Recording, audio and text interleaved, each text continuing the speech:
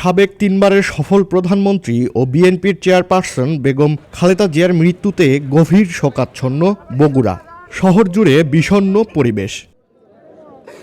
দুপুরে জোহর সালাত আদায় করে সাধারণ মানুষ তাদের নিজ অবস্থান থেকে আসতে থাকেন শহরের জলেশ্বরীতলা আলতাফুন্নেসা খেলার মাঠে। পূর্ব কোনো পরিকল্পনা ছাড়াই বগুড়ায় শুরু হয় আপসহীন নেত্রী বেগম খালেদা জিয়ার গায়েবানা জানাজা। জানাজায় অংশগ্রহণকারী মুসল্লিরা বললেন বেগম খালেদা জিয়ার প্রতি তাদের ভালোবাসার কথা, চাইলেন দোয়া। পুরো বাংলাদেশ স্তম্ভ হয়ে গেছে। আজকে আমরা শোকাহত, আমাদের বলার কিছু নেই। সব থেকে বেশি ক্ষতিগ্রস্ত আমরা বগুড়াবাসী। আমি আমার সন্তানকে বলতে চাই যে আমি যেরকম শহীদ প্রেসিডেন্ট জিয়াউর রহমানকে দেখি নাই, তুমিও খালেদা জিয়াকে দেখো নাই। ম্যাডামের অস্তিত্ব, ইতিহাস, আপসীনতা এবং শহীদ ওসমান হাদিকে তোমাদের সামনে আমরা প্রেজেন্টেশন করার জন্য আজকে এই জানাজা নিয়ে এসেছি, যেন এই জানাজা থেকে তোমরা শিখতে পারো ম্যাডাম খালেদা যে আপসীন ছিল, শহীদ ওসমান যে আপসীন ছিল।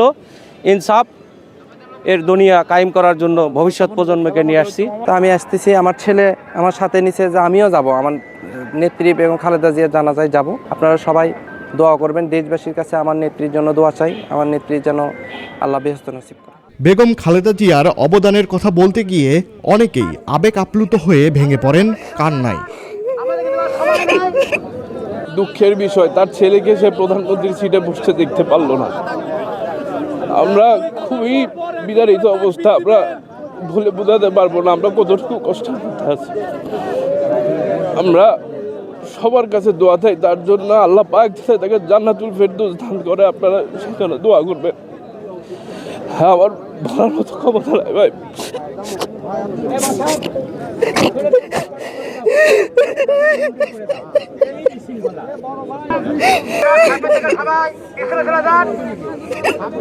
আসলে আমরা দেশবাসী ওনাকে হারানোতে আমরা আসলে অপূরণীয় ক্ষতি হয়ে গেল দেশের জন্য, আমাদের জন্য। আমরা দোয়া করি আল্লাহ যেন তাকে জান্নাত নসিব করেন। বেগম খালেদা জিয়া থাকবেন বাংলার কোটি মানুষের হৃদয়ে, থাকবেন ইতিহাসের মহাকাব্যে। তিনি থাকবেন বাংলার মানুষের সুখে দুঃখে সংগ্রামের দিনে। তিনি থাকবেন সব বাংলাদেশিদের দোয়ায়, এমনটাই চাওয়া বগুড়ার মানুষদের।